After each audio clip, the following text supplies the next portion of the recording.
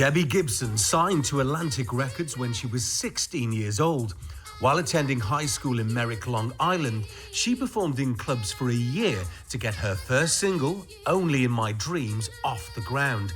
Her debut album produced a string of hits, including Shake Your Love, Out of the Blue, and her first #1, Foolish Beat. That song put her in the Guinness Book of World Records as the youngest artist to write, produce and perform a #1 hit on the Billboard charts. Never cry again, like I did when I left you. And when we said goodbye. She is still the youngest female to date to hold that record. Debbie empowered a generation with her follow-up album, Electric Youth, and her second #1 record, Lost in Your Eyes. ASCAP's Songwriter of the Year award followed and firmly cemented her place in pop music history. I get lost in your eyes, and I feel my spirit. Debbie has had an illustrious theatre career. She made her Broadway debut as Eponine in Les Mis, broke box office records in London's West End production of Grease, wowed the critics as Belle in Disney's Beauty and the Beast, and tackled the gritty role of Sally Bowles in Cabaret, among many others.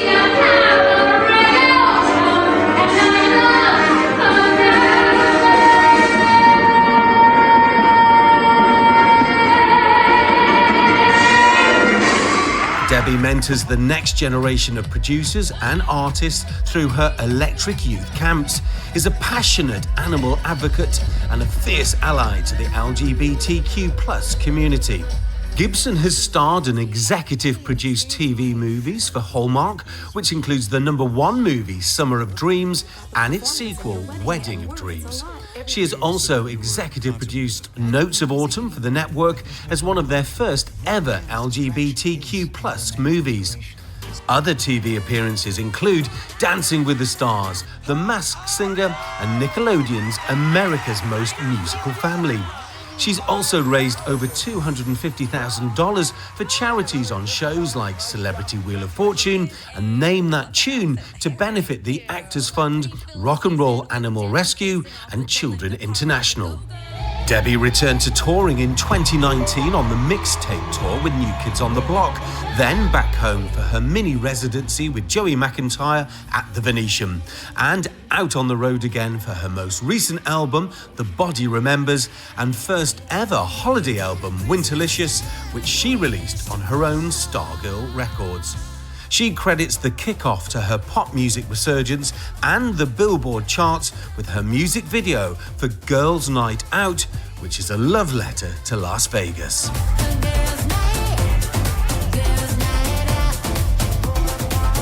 This year, Debbie will hit the stage with her new Nostalgia Tour, a culmination of her 38-year career, and Gibson's forthcoming memoir, Eternally Electric, The Message in My Music, will be released this September through Gallery Books.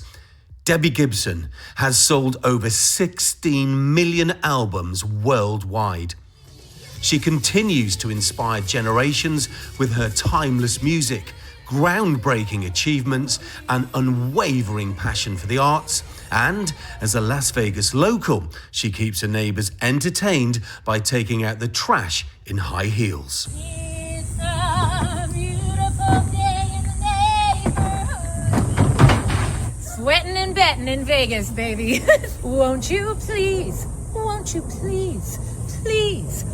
you be my neighbor?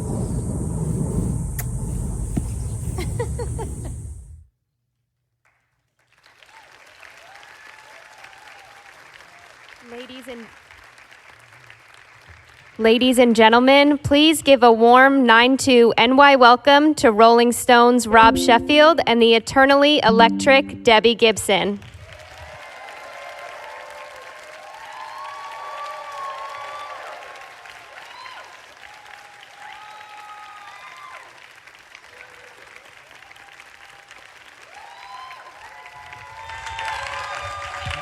Debbie Gibson. Hi, everybody. Thank you. Thank Thank you, guys. Thank you so much. It's here. My favorite thing about that intro was that all those accomplishments, but it was the taking out the trash and the heels that got the biggest reaction. Hi, Rob. Unbelievable. There are legends, and there's Debbie Gibson. Aw. The word legend, Debbie, the word gets kicked around a lot, but you changed the world. The first teenage girl to sing, write, and produce her own #1 hit, which is now what pop music is. You listen to the radio, you listen to pop music in 2025, you're listening to all the daughters of Debbie. Continue to I inspire love everybody. that. Thank you so much. Oh my God, I love that, Daughters of Debbie. Sounds like a secret club. But like so much of Thank the you. book is you had to fight to prove that as a teenage girl, you could write songs, sing them directly to other girls your age, communicate directly without those male middlemen. And now that's how pop music works. You had to fight to prove that it could be done at all. Yes, I mean, it really was like if a label was looking to sign a young girl, it was just kind of a knee-jerk reaction of, okay, so where are all the men who are going to tell this girl what to sing, how to dress, right?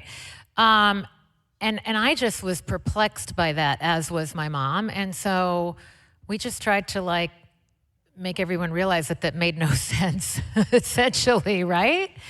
And you know, so many of you were there at that time, and you are who I was speaking to. Caleb, you were not born yet. But you're here now as a young person, but I still feel like, again, right, we talk about agelessness so much. We speak to each other, right? Like we understand each other. But I just always wanted that opportunity to have the most direct line of communication with my audience. And I didn't even know I had an audience yet, you know, but I felt like they were out there, and I felt like the only way to make friends is to be yourself, right? Like that was, I guess, my analogy. Well, and you were the real thing. And that's why you caught on, and that's why you're still doing what you do, because people can always tell it's coming straight from the heart. And you've Thank always you. been completely authentic in everything you do. Thank you. I was watching that, you know, I was watching that montage though, and I was having a moment. I have a lot of moments lately. And I was thinking to myself, you know, I just kind of still can't believe that, like, yes, I had music running through me, right? I thought in music, I still do. But I still was this little girl who was just trying to do this thing. And so I look at myself and I go, wow, I can't believe all the things I tackled. But I tackled them, like some of them came more naturally than others. I talk about that a lot in the book, and it always like blows my mind that there are so many vocalists out there, so many artists, you never hear them talk about their voice or vocalizing or whatever. It comes so naturally, right?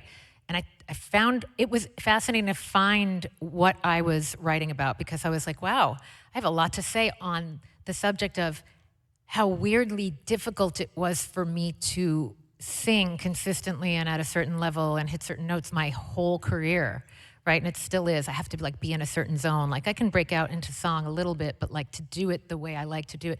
So I just, again, it's the message in my music and my whole career, and it was then and it still is now, is very simple. If I can do it, you can do it. If I can do whatever it is I've been wanting to do and have done, you can do the same, and that's at any point in your life. You can start something new. Thank you. And that's what I was feeling when I was watching that career retrospective. I love that. Well, and it's such an inspiring story because, of course, you just made the amazing The Body Remembers, which I absolutely love. One of the Thank best you. concept albums ever about adult life and adult romance. Ah, thank you. And it really resonates with people for the same reason the book does, because you're telling your truth in such an authentic way. Thank you. For those of you, I mean, I think a lot of, you know, there's a lot of my diehards, my Deb heads and my Diamond Deb heads here, right? And maybe some people who just kind of like are rediscovering and circling back because of the book moment, but Rob wrote that first great kickoff article to the Body Remembers album era. And I was so moved by how much you received that album in the way that I could have only dreamt of, and how you all received it. Because it definitely was very visceral in the lyrics. You know, I've become kind of a lyric snob now. Like, I really had to tell my truth in a certain way, and I really didn't stop till it felt really, really right. And so, thank you for that. I love, and we're on single 6, you guys, from that album. It's like, buy land or a house or just make another album. Like the equivalent of making 6 music videos is like a house, right?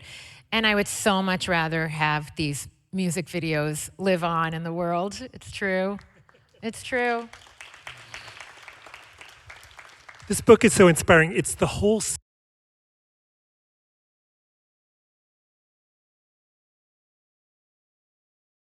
story from the beginning. Like so many great in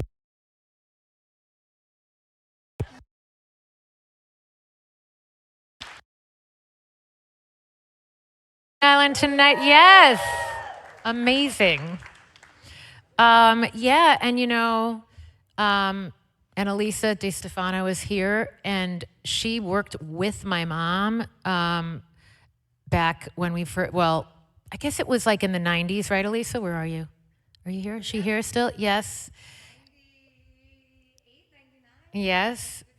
And you were Long Island personified, and you loved my mom so much. Love her still. We just had a little cry over her in the dressing room doing an interview. But we were talking about how amazing Long Island has always been for the arts. You know, like my parents could not afford to send us to summer camp or on teen tours, but there was the Town of Hempstead Repertory Theater, which was like, you know, my parents were like, great, we're dropping you off and you're doing improv and you're, you know, whatever, all the things, rehearsing the Elves and the Shoemaker, and then we performed on a traveling showmobile, and that, you know, and it was just the fabric of my entire childhood was the Long Island arts scene. Well, and not to change the subject from the art scene of Long Island, but you evoke the authentic teenage high school Long Island experience so beautifully. One of my favorite moments is you're describing a young moment of romance at the United Skates of America. Yes, yes. Massapequa? Yes, Massapequa. Yes, my like first real date, first kiss. I think I say it's like bubble yum, grape bubble yum. That's what I remember. And Foreigners, I Want to Know What Love Is, playing on my sister's stereo while I was getting ready. And I was so nervous. I was such a late bloomer. Like, I don't know. I'm still nervous even just talking about romance. And one of the things, it's funny, by the way, every day I wake up and I go, I didn't put that in the book. Like somehow I wrote over 90,000 words, and there's gonna be a sequel to the book called I Didn't Put That in the Book. Oh wait, where was I going with that? Wait, there was something. Oh yeah, I used to say to my mom, by the way, I'm so overtired and so overjoyed, and you're gonna get such kind of weird, wacky stream of consciousness stuff, even more than usual. Like it's just, you know. But I used to say to my mom, Mom, I'm gonna play you a song, but you're not allowed to ask me who it's about or what it's about. Because I was basically opening up my diary, and like, I didn't want to share everything, but I wanted to share it through music, but I wanted like a layer of protection where I didn't get interrogated about the boy I was writing about. All names have been changed to or not. Exactly. But it evokes the way that you really lived out. You were every quintessential small town America pop girl who just happened to also be a genius songwriter. And you crossed the line and wrote songs about that real life in a way that connected with real people. Thank you for that. Like, I love that. I was kind of thinking about that yesterday because when I was on The Tonight Show and I was like, I'm always this cross between, it's what you just said. I feel like I'm the liaison between being the showbiz girl, but always being grounded and like in my community and in real life. Like, not that showbiz can't be real life or showbiz people don't live real lives, but you know what I mean. You know, it's like I'm always gonna, that fangirl is always naturally alive in me. And I'm always going to allow for that, and I'm not going to ever try to be the coolest person in the room. I feel like there's a time and a place for the ownership of my craft, and on stage, you're all looking to me to kind of be that leader, but I think I'm a better leader because I'm a communer, and because Absolutely. I do, and yes, in high school, I purposely stayed in school and I talk about it, and I talk about, there was definite bullying going on because nobody likes a kind of like, I was standing out. I of course was trying to make my music stand out in the world, but nobody wants to stand out in high school. I don't think. I didn't want to really. So, I had to have a backbone that I was like, I still don't know if I really have that backbone or not, but I had to flex and use it. And it kept me in a constant state of fight or flight in high school, which eventually wore me down. Yeah, but it's partly why your music was connecting with real kids, because they could tell that you were the real deal. And something that never changes in pop music, then or now, nobody has a BS detector like teenage girls. They can smell a phony a million miles away, and they could tell right away you were the real thing. Thank you. When you came out in the late 80s, it was a time when there were a lot of manufactured teen idols who were styled to look like models. They were trying to look like they were worldly models, they were styled, they were super dressed, everything. You were on your album cover with your knees painted. With your Yes, ripped dreams, exactly. ripped jeans, but also your ripped dreams, like in the songs. But they could tell that you were one of them. I think so. Yeah, I think so. I was definitely like, I was shopping at the mall and the little boutiques in town still, and, like this whole trip I've been styling myself. Like I kind of always really enjoyed styling myself and being in the moment with it. And I do think that relatability is something, I enjoy knowing that I have that. I enjoy knowing that I'm not always perfectly put together. I'm always a little rough around the edges. But I do think that that's like, I always idolized Tina Turner. And I always loved that she always felt, yes. Didn't she always just feel like, like she just was like, I care, but I don't care. I'm here for the music. I'm going to show my legs. I'm going to, whatever. My hair is a little like, tonight my hair is a little like, I kind of just rocked it out, And it's a fun way to live, like to not, I don't think I'd want to be that overly styled girl. Like, could you imagine having to look perfect on a red carpet all the time? I wouldn't want it. I couldn't do it anyway, but I wouldn't want it, even if I could. But you were always for real, and you took that to the absolute top of the charts. It's really wild to remember the moment when you went from being a kid, basically, to being all over MTV, all over the radio, and you capture that so beautifully in the book. So many of my favorite scenes of the book are when you're blowing up, going super famous from being just an ordinary kid and still being an ordinary kid. Thank you. I really have been thinking about this a lot lately with the book having come out, and thinking about this time where I hadn't taken my posters of my idols off my walls when I started getting played on the radio, which is so wild, right? Like, I was winning those tickets to Wham. Karen, my sister Karen's here, yep. Karen and I took the Wham, where's Karen? Hi, Karen. We took the Wham track to Philly, baby, right? It was so much fun. And Chaka Khan opened, which was nuts. And then literally like 2 years later, my tickets were being given away on the radio. Like, who gets to do that? It was so crazy. So many great moments in the book that you couldn't make them up, right? If you made a movie about an 80s pop star, that one of my favorite scenes in the book, and I never knew this happened, is you're on stage with Elton John and Billy Joel singing Lucy in the Sky with Diamonds. Yes. Unbelievable. I had to go right to YouTube to find that. As soon as I read that in the book, I said, you've got to be kidding me. What a moment. If you found it on YouTube, I need to see it because I haven't seen it. Just audio. It's okay, just audio. Yeah, that's probably like a bad cassette, right? Like a bootleg cassette on YouTube, which I love. But like, I wish that existed somewhere. But yeah, I just was going to watch the concert, and Billy and Elton had rehearsed this song and each had their keyboards, and I went backstage, and Elton was always like such a chart connoisseur, and he was always up on, and he still is, like he loves modern music and he loves younger artists. So he was like, "Oh, you're number 17 on the charts," whatever. He like knew the chart position, and he was like, sorry, I'm going to do a really bad British accent right now. I haven't done cabaret in a while, so it's not going to be good. But he was like, "Debbie, would you like to come up with Billy and I, doing Lucy in the Sky with Diamonds? I don't have a third keyboard, but if you'd like to share mine with me, that would be, fantastic." And I was like, what is happening? Like, sure. And I was just programmed to say yes. And again, I was like shaking, but I was like, of course. What key are we doing it in?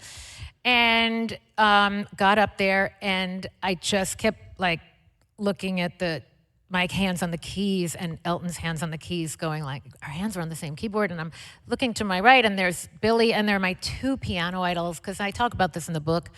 But I always loved those piano men. I also loved Carole King, but I like really dug into Billy and Elton in my childhood. And then I loved like Broadway women vocally. So I kind of put it all together, I guess, in a way. So yeah, that still goes down in history as being one of my all-time favorite career moments and life moments. And I love that the Elton John song you're singing is this really surreal, psychedelic, druggy Beatles song. Yeah, exactly. Which I didn't know at the time. And I basically just did sang on the choruses, but played by ear. And Elton was like, wow, I didn't afterwards. He said, I didn't know you had an ear like that and you could improvise like that. And I was like, oh my God. Amazing. Crazy. But you were everywhere. You were part of every single pop story. You met all the legends. They all loved you. They could tell that you were one of them, just as the fangirls could tell that you were one of them. You were totally at home in both worlds. Thank you. It was, I think they were all a little like, I was kind of like from Mars at the time, right? But I always see this like the rockers, like when I did the San Remo Festival with Def Leppard, there was always a respect amongst rockers. And even now with Fred Coury and Ashba on the legendary record and then the video. But I think it's like all the same mentality, and maybe because everybody worked their way up in clubs. And I think we were all and are still all about the music. It's just kind of that simple. Yes. That you went from the super early days to being that in the middle of everything. I love the story when you're at the American Music Awards, Dick Clark and all these legends, and you have one of the funny lines in the book is when you talk about, I was never the coolest kid in high school, but suddenly I had to hang out with, Axl Rose. And oh, yeah. had to hang out with Dick Clark, had to hang out with all the stars. I was like, I was never comfortable even at high school parties. So then to be at like an American Music Awards party as a kid who didn't feel cool at parties was, I just really tried my best to be myself, as silly as that sounds. A lot of that started though with how I dressed. Like I was comfortable. I was in my own vibe as much as possible, which helped me relax and be comfortable around all these people. But to see, like Karen, you remember, because you were at that American Music Awards party, and I see those pictures, and it's like our family from Merrick, Long Island, with, it was like DJ Jazzy Jeff and the Fresh Prince, and Olivia Newton-John and Rod Stewart and all these people, and Whitney Houston at all the award shows. Like I was just always like in awe of her, but then I was really in awe of the fact that A, she knew me, and B, she was so respectful and warm to me. Because listen, I have a very good BS meter, and I have always read people, and when you're like kind of forced very young to have this unusual amount of self-awareness, you start to really know who's who and what's what, and you start going, oh, well, technically that person was being nice, but that was as nice as they had to be like, see, I'm being nice. Or nice for a showbiz person who's top of the charts, or nice for... And when someone's really nice and warm, and you're like, wow, you could really strip away all the showbiz accolades, and that's just a nice person. I mean, I always really recognized that, and I found that when I met Whitney. And she could have been the biggest diva, like, because people almost would have enjoyed that if she was, you know what I mean? Like, she could get away with that, but she didn't. People could tell you were for real. I'm sure that was coming from you, and she could tell that. Aw, thank you. You mentioned that you have a video about your early days. I do. We have a few little montages, because, you know, we all love a good montage around here. And Nick Spanos is here, who's done all this beautiful photography for me and directed all these music videos. And he put this together. So if you want a little glimpse of what my world was like at 16 and 17, this maybe goes into 18 a little bit, take a look.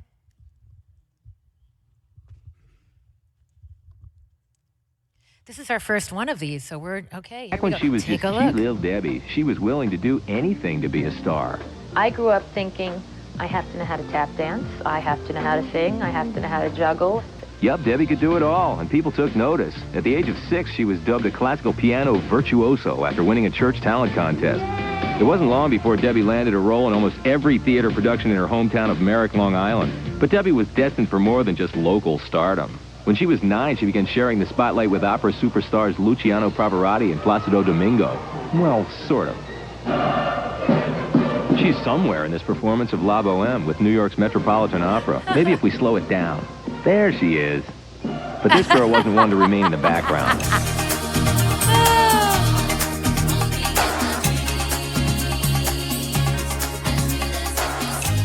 Buddy.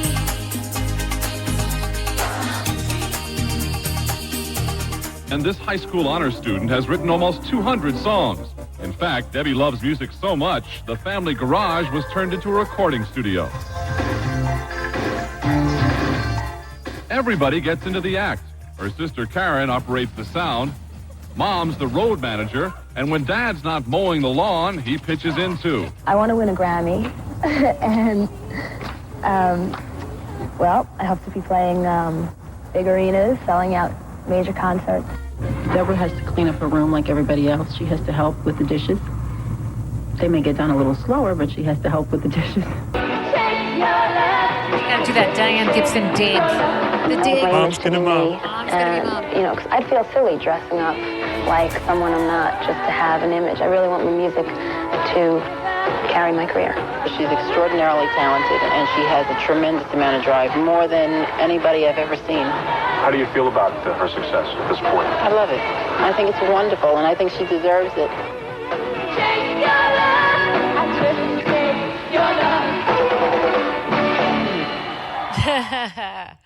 Oh my gosh, so crazy. Where's my Aunt Linda and Uncle Carl? Because they're here tonight. Where are you guys? There you are. Isn't it wild seeing that footage of the living room? Like, right? Because we don't get to see that a lot, because again, we were not documenting everything, but we didn't have Aunt Linda and Uncle Carl had the first VCR in the whole of Long Island, I think. Which is great, because when I was on the Joe Franklin show in the middle of the night, they were able to tape it. Yes. Yes, for the Joe Franklin show. But seeing that living room really takes me back to what started that whole, I mean, just to like be holding the family captive in the living room with a song it was just my favorite thing.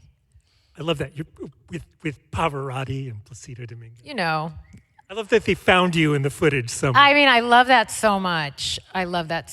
Yeah. I can't tell you why, but I went back there yesterday to the Metropolitan Opera. It'll be revealed as to why. And I'm pretty sure that I actually found my costume for Bohème in the costume room. They've been around for that long. Yes, they've been Febrezed to death, but they've been around. But it was so incredible. I mean, I really feel like my love of orchestrations came from that. It really dawned on me when I was there yesterday and I was hearing that sound, because I think in string arrangements, and like that was my intro to that. I was just surrounded by that all the time. That makes sense. And something else I learned from the book was how many movies you were an extra in. Oh my God, which we now respectfully call background actors, but back Apologies. then we were Apologies. No, but back then. By the way, when you write a book, you go, I want to be politically correct and respectful, but I want to represent what was happening at that time. So it would be like, the singing waiters, now called servers, or whatever the thing is, because back then that was simply what it was called. So we were called extras, but Day player. Day player was another great way of putting it. Yes. But it's wild that you were in the background, in the corner, always, moving. Yeah, I wanted to be in the middle of it, I wanted to learn, observe. Like, I knew what that professional energy felt like, and I wanted to be a part of it. And when you became a star, you set off this massive wave. Suddenly, before you came along, there was no music made for teenagers by teenagers. Within a year or two, it was everywhere. You might say you set off a wave of electric youth, but suddenly, you had all these peers who were also making that kind of noise. An inspiring thing to see. It's interesting because it felt like they were all, a lot of them were bubbling under, or just starting, but it was maybe a domino effect. If, let's say, I don't know when the Jets were signed, right? Or Glenn Medeiros, or some of the ones that were not Tiffany and me and Kylie, and right? Like Tracy Spencer and I still communicate on social media, and Shanice, and they were all around and starting, but I think they hadn't broken through, and it was kind of radio went, oh my God, this is working, okay, and the labels were like, quick, fast track that act, and so I think the ripple effect really started at that point. Totally. And it was such a before and after moment when Foolish Beat became a number one hit that you wrote, and suddenly it was a revelation that, no, the girl knew what she was doing here, and she knew how to communicate with other people. She was doing it herself. Well, it's so interesting because when I watched the Wham documentary, and I didn't realize that Careless Whisper was produced originally by, I think it was by Arif Martin. And George was like, this is not how I want it to sound. I always felt that way about my ballads. Ballads will produce themselves if you let them. How many musician, producer, writer type people do we have here today? Any? Not a one. Okay, so anyway, if you can imagine, if you can imagine, when you hear a ballad stripped down, there's such a beauty to it, right? So all you want to do is enhance that. You don't want to overproduce a ballad. So to me, it's the easiest thing to produce a ballad, but it's the easiest thing for someone else to overproduce it, thinking you have to. And I just want to say something about the whole era and that you saw the club era. Buddy's here. Where's Buddy? Where's Buddy? Where are you, bud? Hi, Buddy. I mean, wasn't it just, again, I'm taking this moment in and sharing it with all of you to just say, Buddy, we were playing those clubs and we were babies. It's so crazy. It's so great. And you had hair. You had sick hair. It was good hair. But it's so amazing. And somebody else is here tonight. Where's Louis? Louis Martinet. Louis produced Play the Field for me on the Out of the Blue album. Wow. Louis Martinet, who wrote and produced all the amazing expose hits, and so when I see those clubs, because it reminded me I used to play the clubs with the girls, with expose. We were all out in the middle of the night singing to our tracks. Amazing. I just love the celebration, and there's a couple of other special people here, but I'll roll them out as we go on. Unbelievable.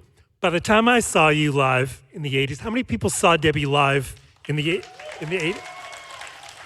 Did anyone see me in a club? Did anyone see me in a club? Or, yes, clubs? Well, you. Or at colleges. That's what I was going to say, because then came the colleges. I remember there was a college tour. It was all it felt like it took a long time, but it all happened within a year. The clubs, the colleges, amusement parks. Amusement parks, anyone? By the time I saw you, you were in arenas. First time I saw you was the summer of '88. It was the New Haven Coliseum. Wow. And yes, absolutely phenomenal show. And you did Lost in Your Eyes, which you were doing before it was even released or recorded. Yes. But we all got to hear a number one hit first. And I always remember something that blew my mind was you did In the Still of the Night, you had your 50s doo-wop interlude. Yep. And you said during the show, that song was recorded right here in New Haven. And I thought, wow, that is somebody who knows her pop history inside out, because that wasn't something everybody knew. That was really kind of mind-blowing that you were just a teenager but had that level of pop obsession and pop scholarship. I always had that. I mean, like, I feel like I've told you this before, but one of my favorite autobiographies is Rosemary Clooney, Girl Singer. Yes. And, you know, so I remember thinking, like, because I don't know how I knew, but I always knew that she was 16 and on the road. You know, there are always people who came before all of us. You know, there's a lineage. So I always did have that respect and a little bit of that knowledge, and you know, always took my hat off to the people who did it first, you know. And I always hope that the people out now do that as well. Well, and you carry that tradition forward. But in terms of writing your own hits, I love how you hold the record as the youngest woman ever to sing, write, produce her own #1 hit.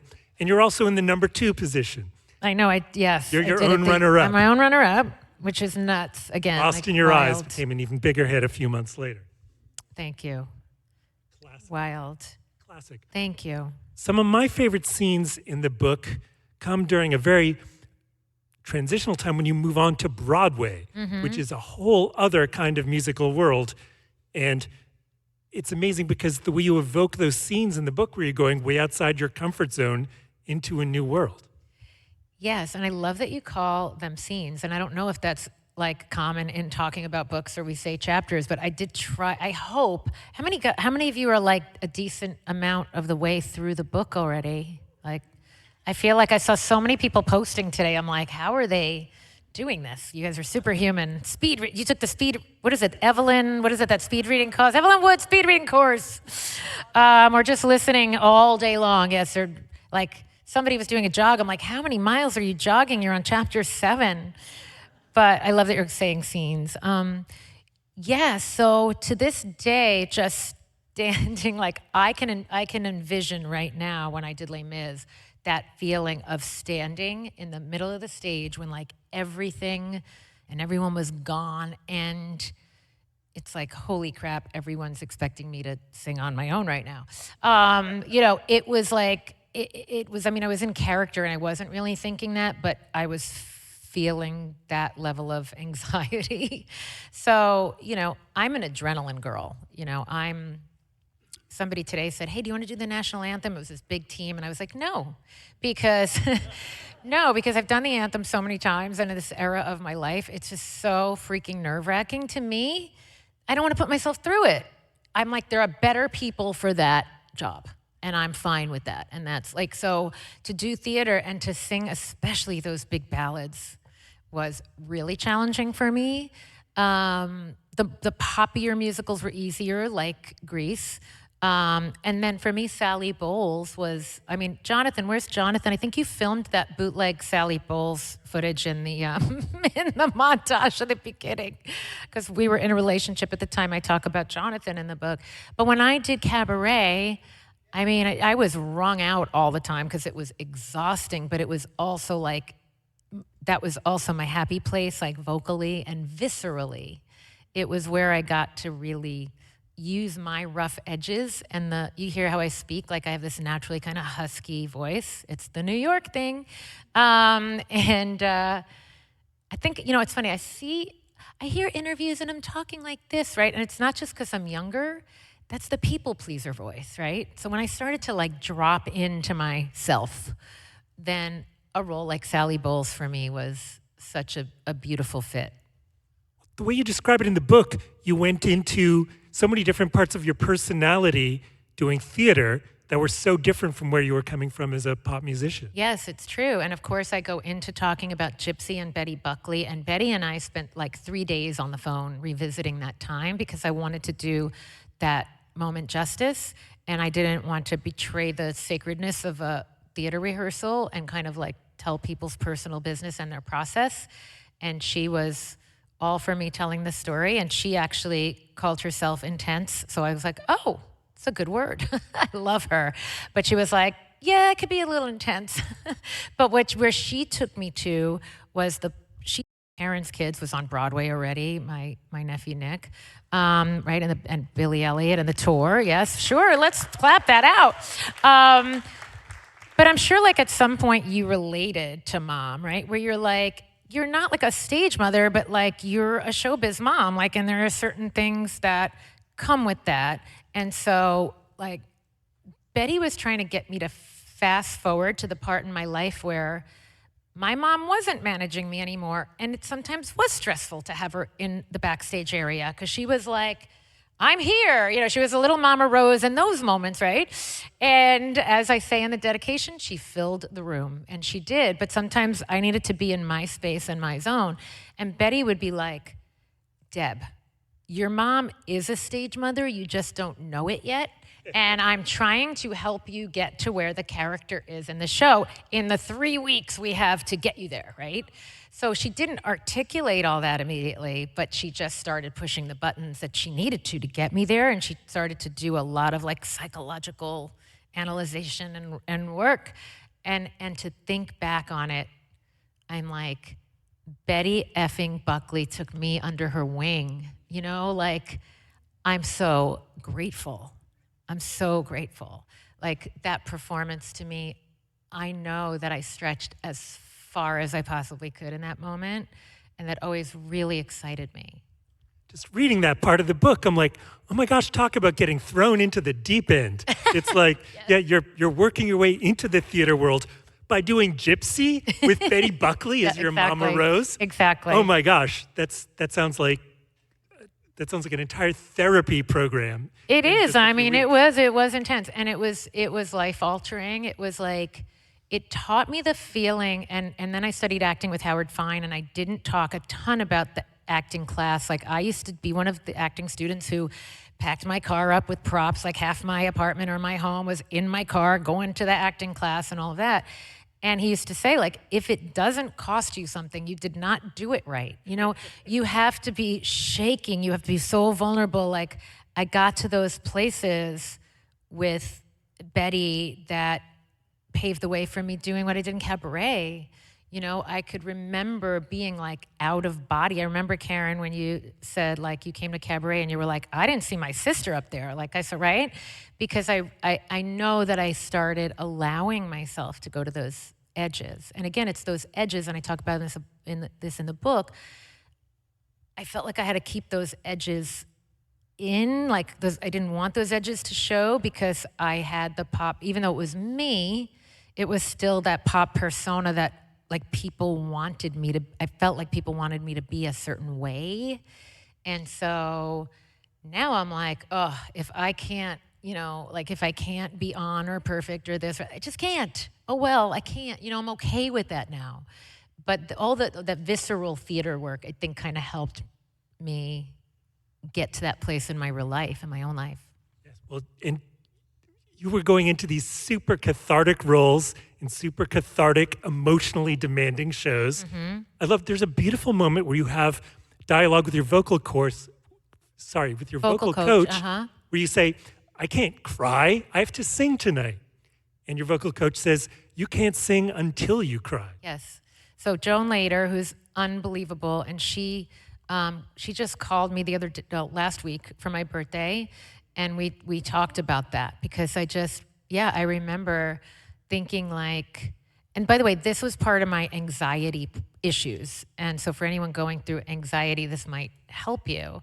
I just felt like I had to hold myself in a certain place that I was like self-imposing instead of just allowing. And so, yeah, in my mind, the technical aspect of crying, like my nose is gonna get stuffy and that was so much better for singing in the long run than holding everything. Like think about that, trying to sing kind of stuck, you know?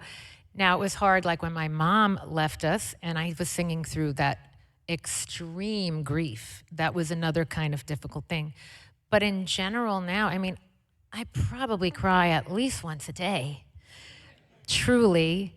And again, working with Betty, I mean, I've just never seen, how many of you saw Gypsy with Betty? I mean, like, I've never seen anyone simultaneously cry and sing at the same time. It was astounding. I feel like Nicole kind of did that in Sunset Boulevard, didn't she? Didn't you feel she had some of that visceral, like, that emotion, just the flow? I love that visceral outpouring of emotion that you can, when you get to that place, it's so great. Well, the way you describe it in the book is that doing all that in the theater had an impact on your life as you were growing up and starting to go through a lot of the ups and downs you describe in the book.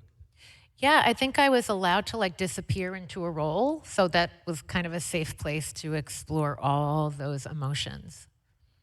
Because in your later work, and as you know, I'm a huge fan of The Body Remembers.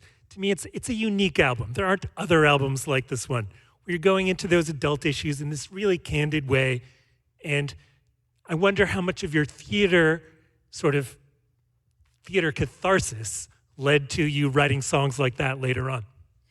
That's so interesting. I mean, I just think it's like all been growth and evolution. Like, I've not been one to be like, I'm gonna repeat something I did, right? Even in the theater, I felt like each role I played taught me something new. And like even playing Belle taught me, I had to have this incredible, like pristine vocal freedom, but in the confines of what it meant to be a Disney character that they wanted like kind of tried and true still. And it was before they started allowing for a little more uniqueness, like when Toni Braxton came in and they changed the key to suit her voice. And it's like, yeah, why does every character have to sing in the same key every time, right? When it's a different person playing a role. And so, but they were still, again, that liaison that I talk about being that pioneer / guinea pig, right?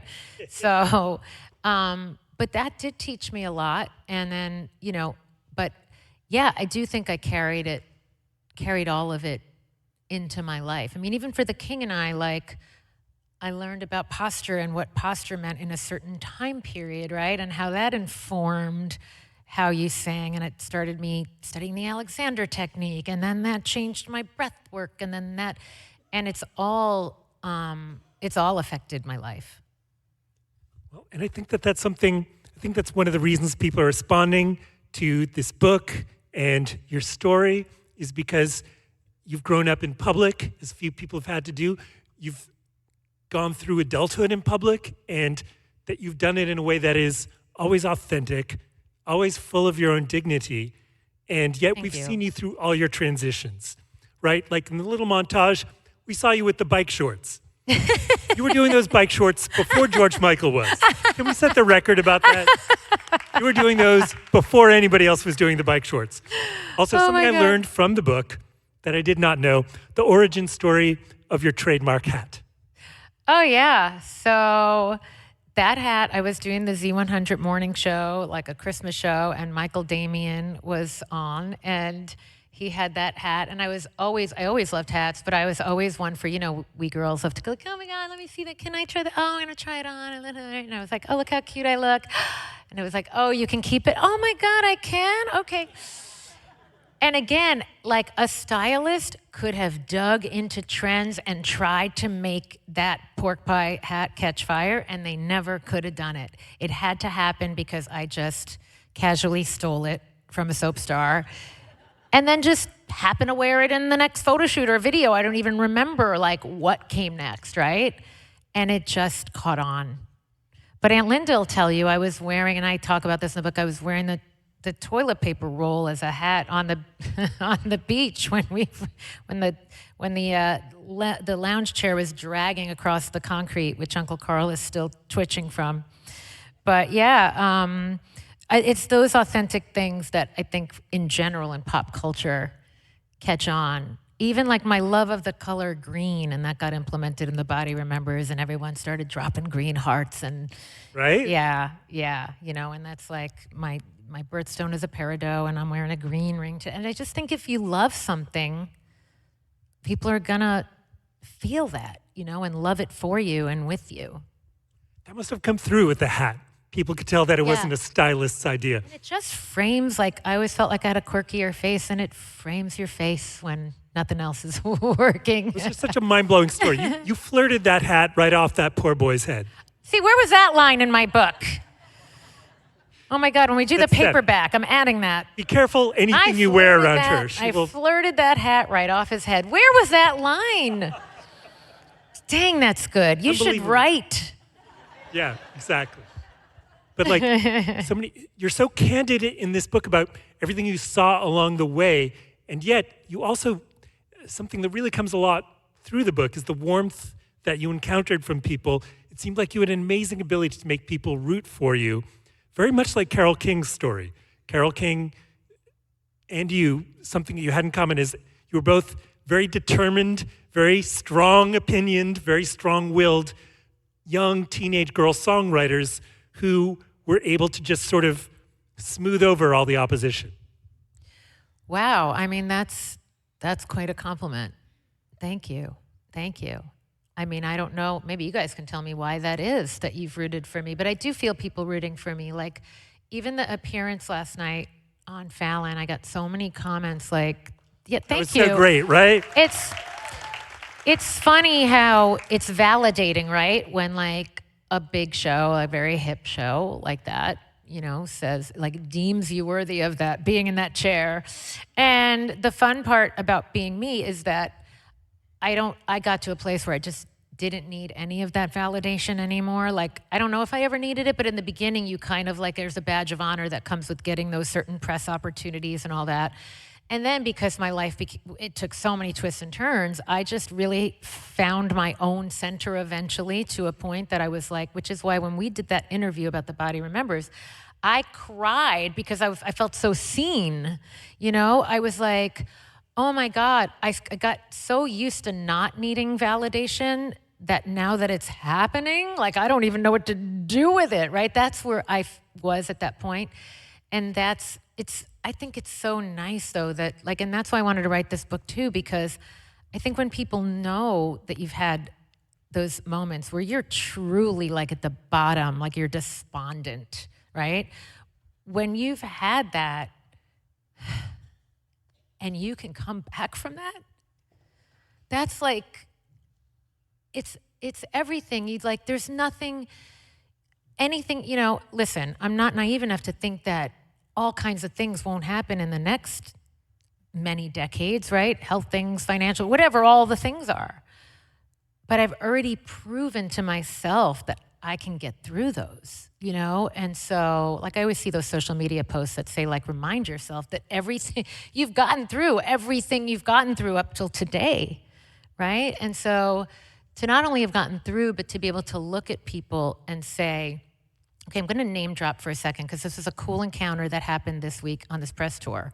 But Orlando Bloom was up at Sirius XM, and it was like with very little fanfare. He walked in, and I was there, and he's one of these very personable guys who connects immediately, and he goes, like, how's everything going for you? Like, how's your life? And I just stopped and I said, you wanna know what? It's so great because I'm having fun and I'm feeling good. And he was like, well, what do you attribute that to? I mean, we got right into a Barbara Walters special. Like, they were like, Orlando, you have to, and I was like, hello, I'm talking to Orlando Bloom. Can you not tear him away for his interview? But the point is, it's so much fun to be able, when you realize you're having fun in your life and your life's your own, right? Like I spent a long time kind of visualizing what I wanted my life to feel like and how I just wanted to feel in my own skin. And I'm at a place where, generally speaking, I'm there. And so, yeah, thank you. Yeah. And so circumstances can be doing whatever they're doing all around me. And it doesn't matter, you know. Tough times, and you're a tough woman. And you've had to show yourself how tough you were. And that really comes across in the book, how tough you are. And of course, the support system that you have, the family that you came from, but that you've carried that toughness with you all the way through the years makes it an inspiring and positive book to read. Thank you. I feel like, you know, I'm very fragile too. What I learned from playing Sally Bowles in my life is that, you know, when people say like, you're fearless, I'm like, oh no, I have a lot of fears. But I think being bold and being brave is having the fears, acknowledging the fears, and then going and doing it anyway. You know, and that's what I've done. And so, again, like, I remember Mom saying, like, she was shaking walking into those conference rooms with the execs at Atlantic. In fact, okay, so one of my guests who's here, where's Bruce Carbone? Where are you? So Bruce, I feel like I want everyone to see Bruce. Bruce was one of the original guys who signed me to Atlantic. And Bruce, I don't know if you've seen the book yet. Have you seen? Yes. So Larry Asgar was the head of the dance department. Larry's no longer with us, and it was Larry, Bruce, and Anthony Sanfilippo. And Bruce, I don't know if you've seen the book, but there's this picture in the book, because I feel like nobody's ever seen these guys. Wait, right? And like, I vividly remembered that office at Atlantic with no windows in it, because the dance department like got relegated to the office in the middle with no, and the stacks of 12-inch records. I can't wait. I mean, I walked out with those, you know, New Shoes and all the Stacy Q and all those great dance records, Escape Club, right? And I found this contact sheet. So for those of you who've seen the book already, you saw like the Michael Jackson and I candid photo and the photo of, I say, the boys in the back office. And it was like blown up from this contact sheet that was negatives or slides or whatever that we don't have anymore. So we just blew them up. And where's Eddie? Eddie's husband, Todd, like helped like zhuzh them so that they, you know, looked like something. But yeah, so those were some I forgot how and why I got into that, what you said that made me get into that, but you know, yeah. We're talking about your persistence and perseverance through the years. Right. I mean, but yeah, I just remember like, Bruce, I don't know what you thought when you were told this 16-year-old was going to go start playing clubs to promote these songs. But, you know, I think that's what my train of thought was. Like, I'd get on these stages. Oh, I was talking about my mom, because you remember, Bruce, like my mom would, you know, she was tough and she was very knowledgeable, but she was also shaking in her shoes, but just didn't let it was the commercial, never let him see you sweat. That was Diane Gibson. That was Diane. But she literally be like, all right, I'm gonna go throw up. That meeting was so intense. Like she was very honest about, you know, that it was scary to go in and fight for me and my vision. And for me too, I got on those stages and I was like this kid on the stage in an adult club, and all these people were like, trying to pick people up, and they were drinking, and they were like, and I say it in the book, who's this little powder puff on the stage? My mom always said powder puff. Who's gonna sing, you know? And so it was scary, but I had to do it. And even now, like if I get a thought in my head, like I remember, you guys will remember on the Body Remembers tour when I got stuck with the RV, with Kurt driving, in some crazy traffic. I think we were heading to Nashville. And I was like half asleep, and I was like, Kurt, wouldn't it be fun if we just went and started handing out vinyls to all these people in traffic? And he was like, yeah. And then I was like, oh, shoot, what have I gotten myself into, right? Because I was like, do I really want to do this? Like, and even now thinking about it, I get this like, oh, right? But once I think it, I have to do it. That's kind of like my whole life. That's what happens. If I think it and I say it, forget it if I say it out loud, it's done. But it's fun, you know, those are the things. Those are the things you remember and that are fun, and those are the moments that make people's day because they know you're stepping out. That's exactly right. And you're stepping out of your comfort zone, and you're doing something a little, you know, out of the ordinary, and absolutely. And that's fearless what makes it and tough and authentic and always from the heart. Thank you. Thank you. You mentioned that people have questions that they submitted on index cards? They did. And can we do one? I'm trying to think like, are we going to go into the questions and back into anything else about the book? Or are we kind of on the time? I mean, I don't know what the timing is or anything. I just know we had another fun montage, but we didn't talk about kind of the lead in to it. But I just wanted to recognize my manager, Heather, who, yes? I mean, who worked for my mom and I and with my mom and I, and then, you know, took that torch and has carried it the last, Heather, where are you, 14, 15 years? She's in the wings. You want to give a wave? Come give a wave. Come give a wave.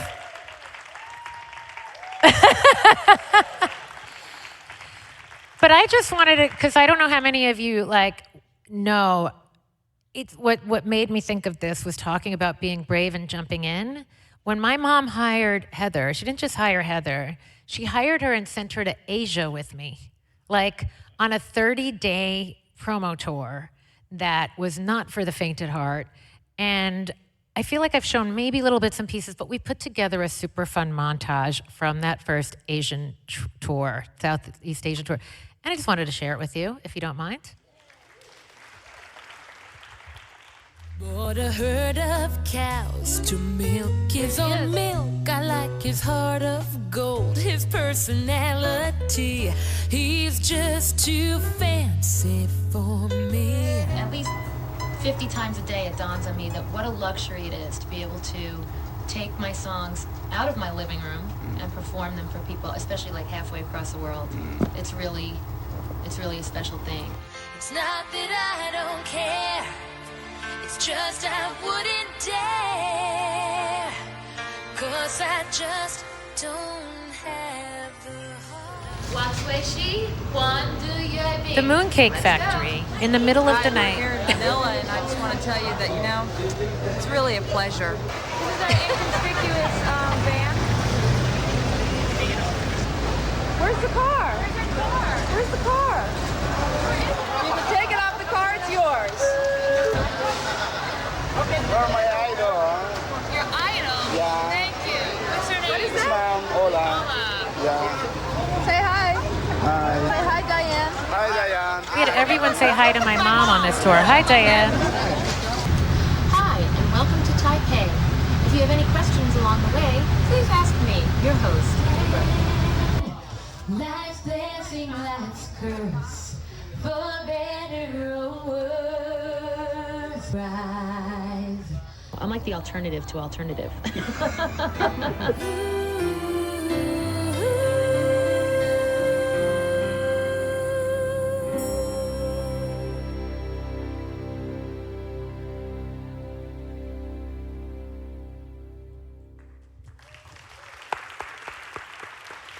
Isn't that fun? I love that. And we were having fun then, and we're still having fun. I mean, like Heather and I yesterday, I laughed when we were between interviews, and I almost said the interview, but they haven't announced the other interview. I did this great interview last night you guys were going to see. But Eddie has been helping me on this trip, but we lost Eddie to Chicago on Broadway, the nerve of him. He had to do his Broadway show last night.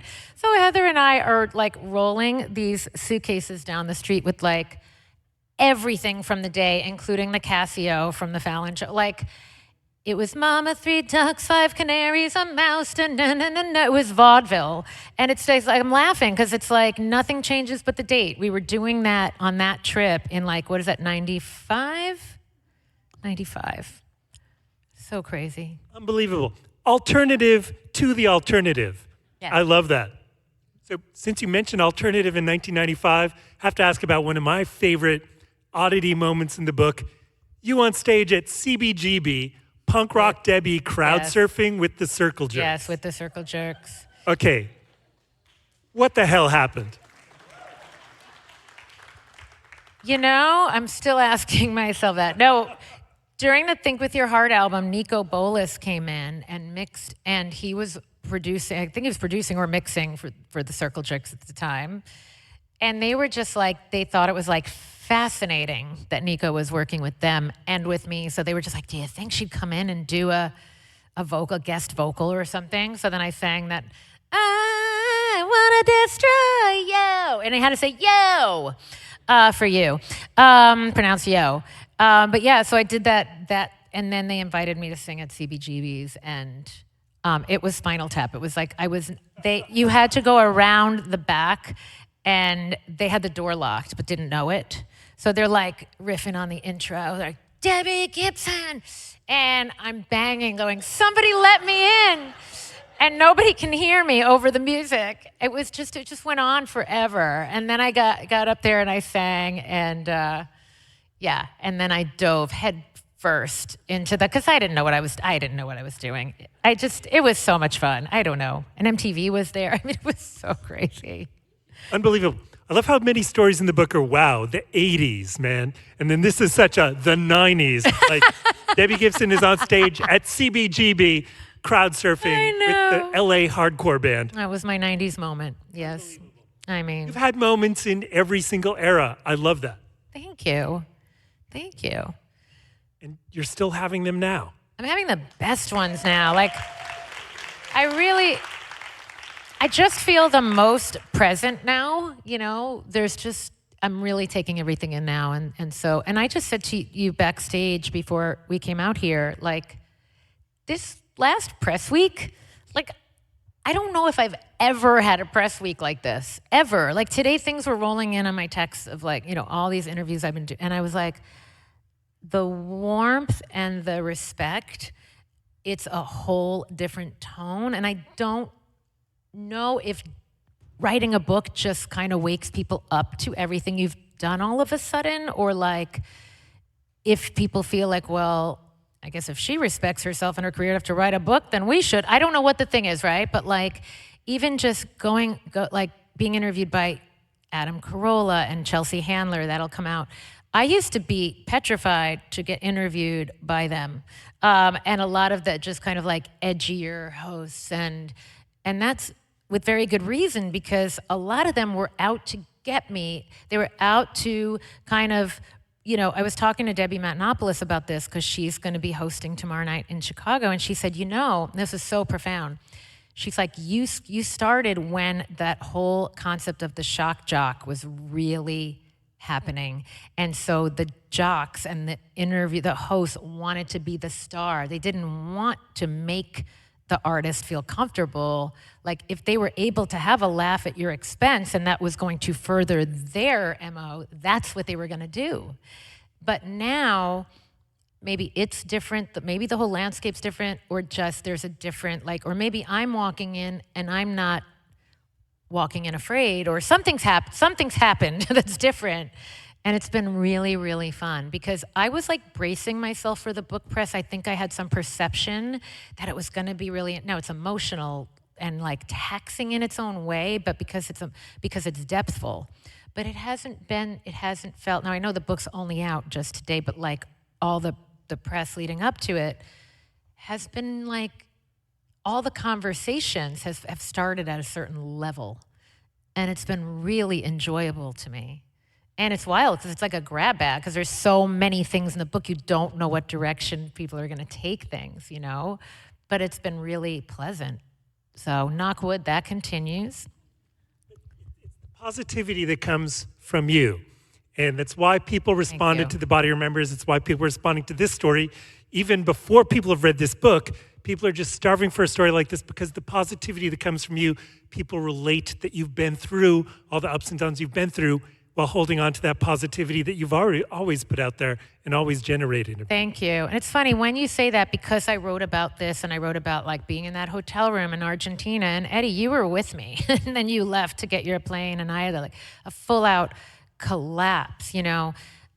I had the positivity, but like sometimes the positivity was really deeply buried under me being so fatigued, which made me grumpy, which made me frightened, which made me anxious, which made me too tired to lift my head off the pillow.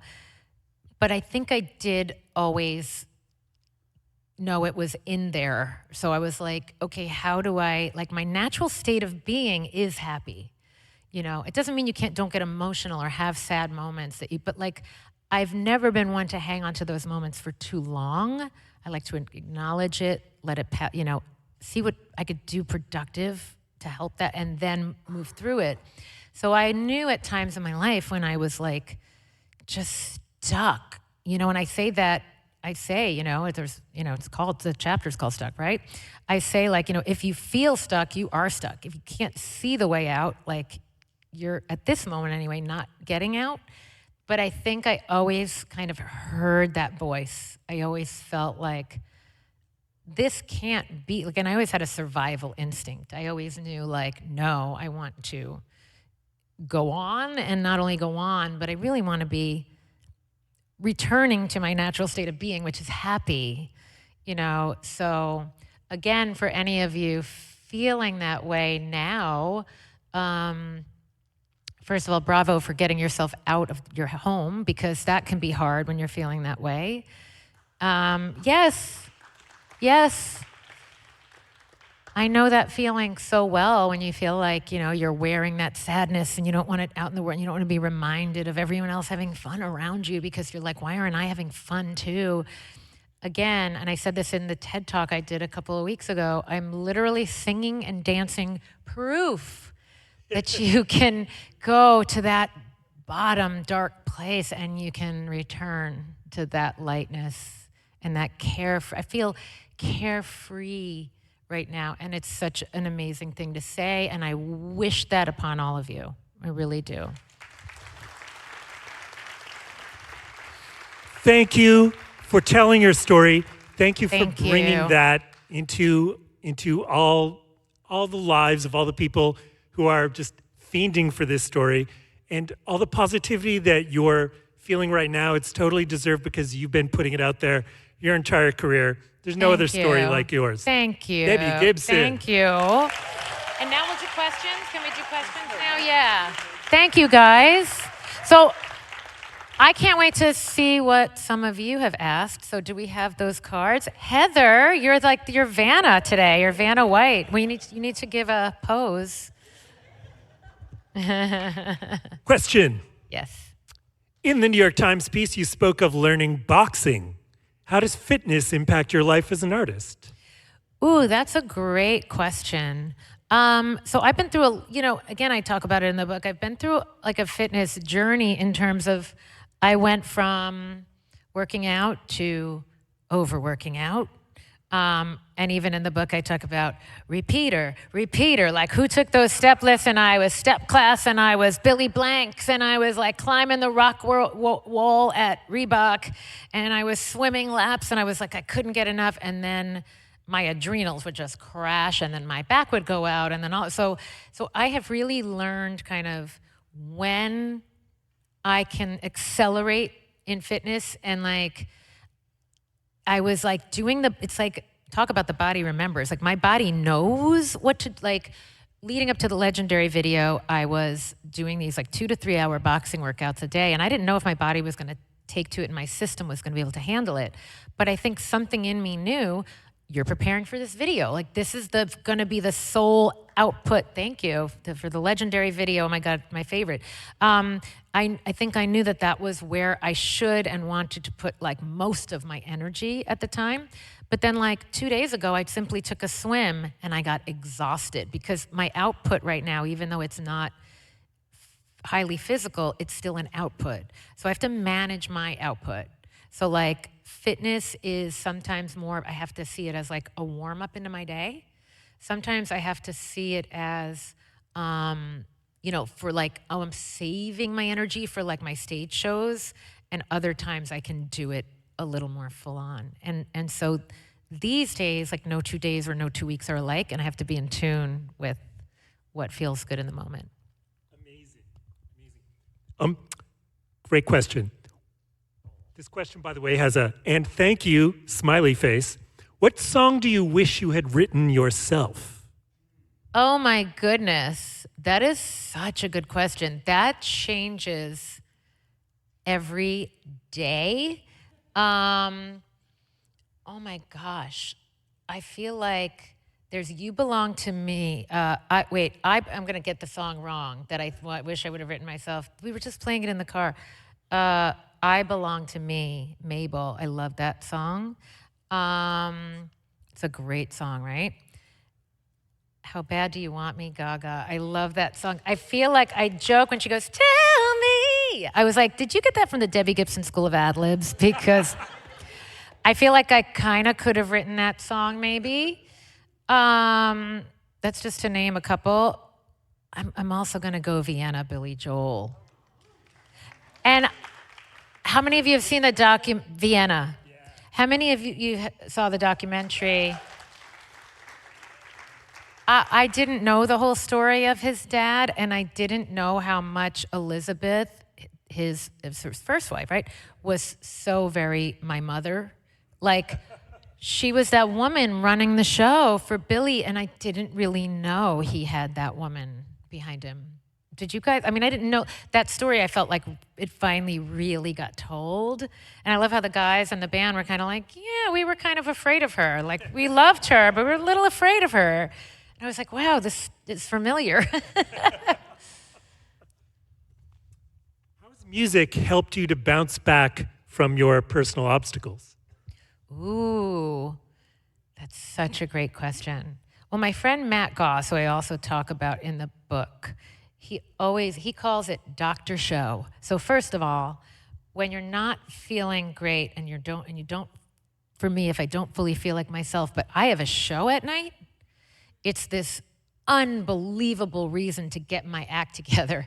And it's this unbelievable thing that like immediately organizes me when I'm feeling all over the place. You know, so it's a constant thing that just feeds me, fuels me. And then to be able to write about, I'll introduce another friend in the audience, Sam Hollander. Where's Sam? Sam, shout out some of the amazing songs you've written. Can you just brag? You probably know.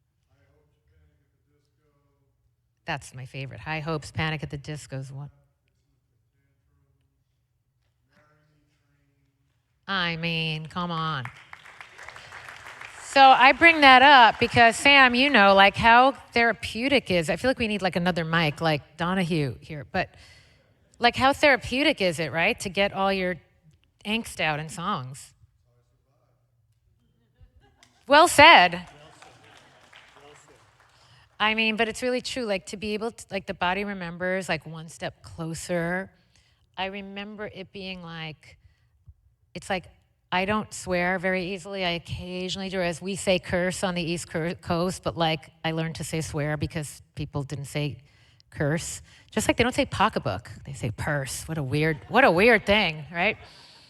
But like that was kind of like my FU song. One Step Closer was kind of like, you know, like somebody triggered, the situation triggered that song, and it was like, well, take this. First of all, I'm getting one step closer to who I am or what I want, maybe in romantic love or maybe just being okay by myself. So it just, and also like, and I always get to say, and thank you for the song inspiration. So if someone, you know, takes me down a difficult road at the end of the day, I get a song out of it. Right, Sam? You've got some FU songs on The Body Remembers. Yeah, I think I do. Strings. Oh, strings. Thank you. Thank you. Yeah, the faith I lost in you, I found in me. Because again, people will be that mirror. And I say that in the book too. I say people will show you what you want and who you want to be, and they'll show you who you don't want to be or who you don't want, right? And so, yeah, that song for me is very much like love isn't love with condition. And talking about my financial era in the book where, you know, I talk about Lance Bass being such a great friend. The thing again, because I'm an energy person, I can tell you there were no, again, when I say no strings in relation to NSYNC, it's just always, sorry, I'm not doing that on purpose, but I knew there were no strings attached to that transaction. Do you know? I cried at that story in the book. What a beautiful story. Beautiful story. You know, I was like, am I telling this story? Am I saying the dollar amount in the story? Am I right?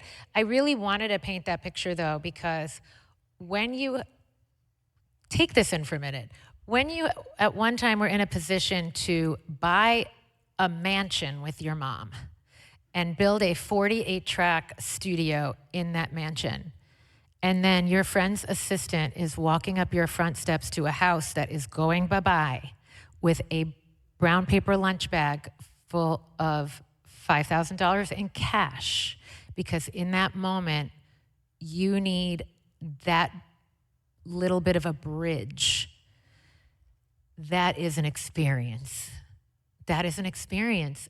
But you know, I did this, and Buddy and Eddie, you'll remember, we did a Christmas concert at a cathedral in Brooklyn. And I was doing this song that I had written about, you can take a house, but you can't take a home. And my ex-boyfriend, Rutledge, who I talk about in the book, was really, truly, and still is, full of wisdom. And he used to say, you think you own your house? Don't pay the note. See who owns your house. But he used to say that the song, You Can't Touch This, the MC Hammer song, he used to say, man, that song is deep. Because really, you can't touch this. Like, what's a house, right? And so I remember being at that concert and I said, who in this room has ever lost a home? And I said, you felt all these butt cheeks in the seats go. Everybody got very quiet and I said, y'all can't lie to me, we're in a church. Because you know that a lot of people have experienced that. But there's no shame in going through that. It's like, so many people go through it, you know? It's kind of like nearly impossible, especially in so many parts of the country, to like keep up, like everything's so expensive. And people are just doing their best to keep up. And then I don't even have the extra added layer of being a mom of humans. And so I can't imagine all of you who are parents and like the juggling act that I think a lot of parents do and that mine did again, I don't know about you, Karen, but like I didn't, you know, and is Denise here too? Is Denise here today? Denise, are you here too? I don't know, maybe she's oh, there's Tristan, my nephew Tristan, and my sister Denise should be here, but like, I don't think we ever felt like we were missing out on anything. And when I think about how little my parents had and what a great job they did of not letting us know that, and I'm sure a lot of you guys do that out there, and I think it's amazing and commendable. And, you know, the money comes and the money goes, and it's really, I know it's such a cliche, but like what is the Don Henley song? I don't see no hearses with luggage racks. You know, you really can't take it with you. And again, when I talk about losing so many of my sentimental possessions in the book, it really is true. It's like, you know, I have the memories and I have the music and I have the love, and the rest, ultimately, it's things. It's why I said I keep investing my money back into my art, because the art shifts the energy and stays forever in the world. The last question, a great one, because in so many ways it's the question that you discuss all the way through this book, from the beginning to the end. What would you say to the 16-year-old to grow up as your true self? Oh, wait, so... The 16-year-old Debbie. Yes. What advice would you give? Just in general, but like to, you know... Grow up true to yourself. To grow up true to yourself. Love, trust, and being enough, baby. That's what I would say. You know? I would say, I mean, like, you know, there's advice I would give for sure, which is just stop worrying. Like, the worry is exhausting and takes away from the enjoyment of experiences. But I really think that I had a sense of being myself and being good with it, you know? Like, I think I embraced, again, like I really embraced my quirks. And, you know, I applaud everyone for doing whatever makes them feel good. So like, you grew up and you didn't like your nose and you had your nose done, bravo. You grew up and you were good with your nose and you didn't get your nose done, bravo, right? So, but like I went and I did those consultations, and then I really tuned in at an early age to like, does this really make me comfortable, or do I really want this, or do I really need this to feel like, and so I think that's been one of my strong suits in life, is to be not just okay with who I am, but to be like, yeah, there's just me. And like I said at the start of this, to bring it full circle, I'm a little rough around the edges, you know, but aren't we all? And I can just feel like embracing that's been the most freeing thing. And I just wanted to say, I see Dina Baum out there. Dina, hi. I had to, because you just like drew me in. I just turned and I'm like, it's Dina. And Dina always tells, I was just saying this to someone the other day. You always tell such beautiful stories about my mom. Because my mom, you know, again, you know, she was tough. She pissed some people off along the way, blah, blah, blah. Like, as you know, I would say a lot of managers do and a lot of mothers do, right? You put those two together. But Dina, you always bring up how my mom like took care of you at concerts, make sure you had a good spot to watch from and were taken care of.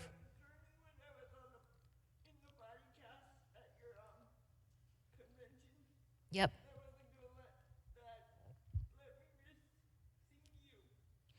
It's amazing. I always love that. I say to my sisters here today, and my aunt and my uncle and my nephew, like, right? Mom was always like as soft as she was tough. She was a softie. She took care of people. And I talk about this in the book, The Moment, where, and I just want to take a moment for this to celebrate her, because I've been saying this, especially the last few years, and really realizing how, like, I don't know if we'd all be here celebrating the music in this moment without what she did. But I loved The Moment, and it was like one of those weird, possibly psychic, preemptive, like premonitions, when she came to that show in Texas, and I brought her on stage for We Could Be Together, and so many of you were there, and you got to meet her that night, and I was like, go to the meet and greet, Mom, like, go take your bow, you know, and everybody just kind of like swarmed around her and took pictures with her and everything, and it was such a beautiful, beautiful full circle moment. And my dad, like, kind of, maybe like a lot of dads get like the background role, right? But my dad was so instrumental in like taking me to community theater auditions, and like he was the lighter side in the parenting duo. You know, he was he always kept us laughing. Even today, I'll call him and say, you know, hi, Dad, and I'll say, how are you? And he'll go, oh, you know, I'm in a lot of pain. I'm going to the doctors. But he's like happy-go-lucky about it, and I think that really rubbed off on me too. You know, so the apple did not fall far from the tree. No, I got really kind of, I think, got the best of all worlds in that. So, well, we're so lucky to get the best of you, the unbelievable Debbie Gibson, the timeless Debbie Gibson. Thank you for the music. Thank you for this story. Thank you for the book. And thank you most of all for being you, the one and only, the great Debbie Gibson. Thank you guys so much. Thank you. Rob Sheffield, thank you so much for this. Thank you. Debbie. Thank you, thank you. Thank you. Oh.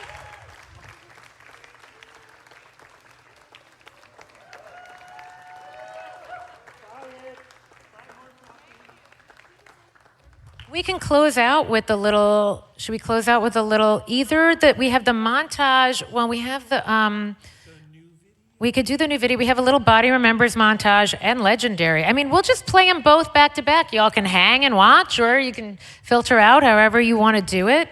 I'll hang up here and watch with you or whatever. And thank you guys, really, thank you for embracing me, my career, my journey, this book. It really feels like such a milestone moment. And I thank you for sharing it with me today in New York, where it all began, on the release date. Yes. And to the folks here from Gallery, Simon & Schuster today, are you guys here, the Gallery folks? Yes, a lot of girls behind the scenes on this book, people who worked on the, editing and the audio book. And if you haven't gotten the audio, I had so much fun doing the audio book. And I'm so hoarse and tired. You guys, I know someone said sing. It's not a singing moment, but I do burst in a song throughout the audiobook, which was so much fun because I kind of sing through my life. Of course I do. I had to. So enjoy a little montage from The Body Remembers. Talk amongst yourselves. Do whatever you want. I'll stay here and awkwardly watch with you. And all right, hit it. And Rob, you can hang and we can all watch. And all right. Oh, we're sitting back down. Okay. What the heart tries to forget. So young I had it made me yet, but I feel you now. The body remembers that sexy summer love. Close my eyes and you're above me now. Until I wishing on the stars that the night wouldn't end, and the whole world desires you are my best friend. And the body remembers. Yeah, the body remembers.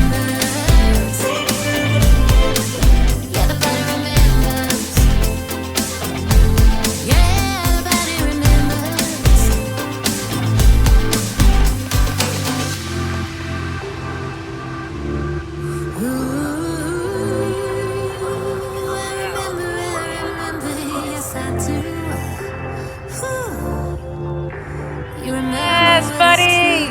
Eddie. Wishing on the stars. The whole world desires you were my best friend. And remembers. Joey and Levi. Yeah, remembers. Yeah, remembers. Oh, the body remembers. That sexy summer love. Wishing on the stars. And the whole world is ours. Yeah, the body remembers. And then I said the body remembers. Yeah, the body remembers. Thank you. And I just wanted to do one other quick shout out. Where's Paul? Where's Paul Schindler? Are you here, Paul? Did he leave? Is he here? He was here. He was here earlier. Did he leave early? Anyway, my first attorney did the Revlon deal, all the great deals. He was here. All right, we're going to watch a little Legendary, I guess, if you want. This was so much fun, you guys. I'll just talk over it. It's like pop-up video, but live. A legend? Kindness and Yes, compassion. buddy. Legends turn their pain into light. It was so much fun. Advocate By the for way, the the goat voiceless. is the true Yeah, I star know. It's of the never too Legendary late to video. Try something new. Legends blaze their own trails, inspire, empower, and include. Legends are authentic. They root Yes, for others diamonds, and show yes. up with heart and vision.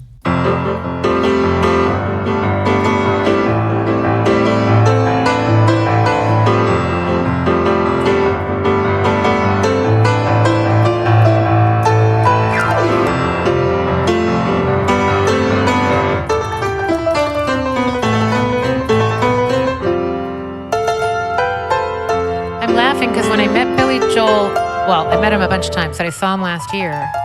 He said, "How do you play the piano with those long nails?" And I'm laughing because you really hear them in this piano solo, right? Okay, I'll shut up now.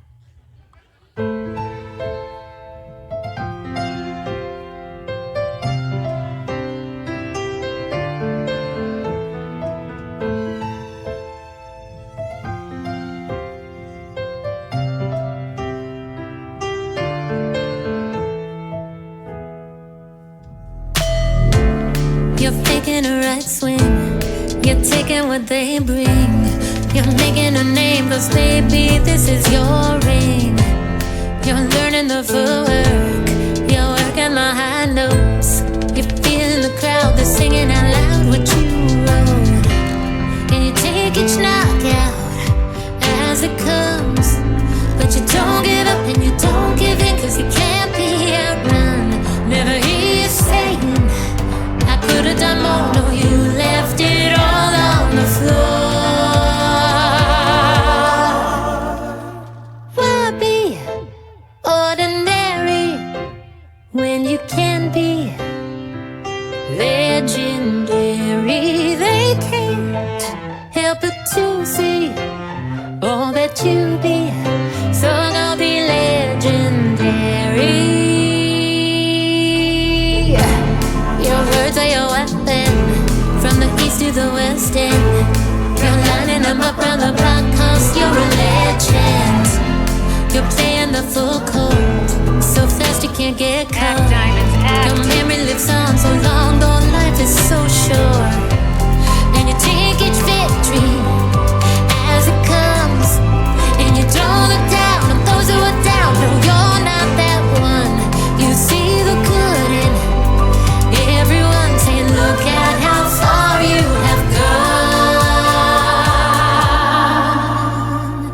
Why be ordinary when you can be legendary?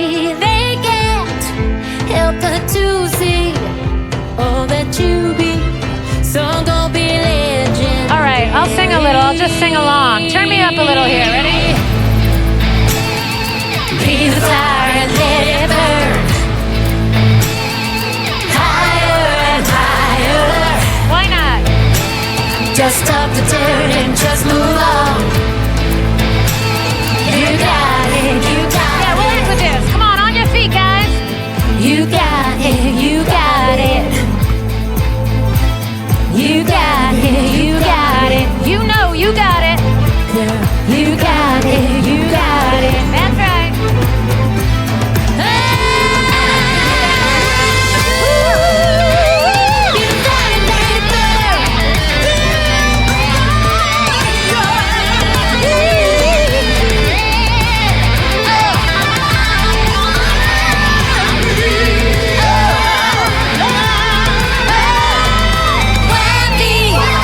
Ordinary, when you can be, you will be legendary.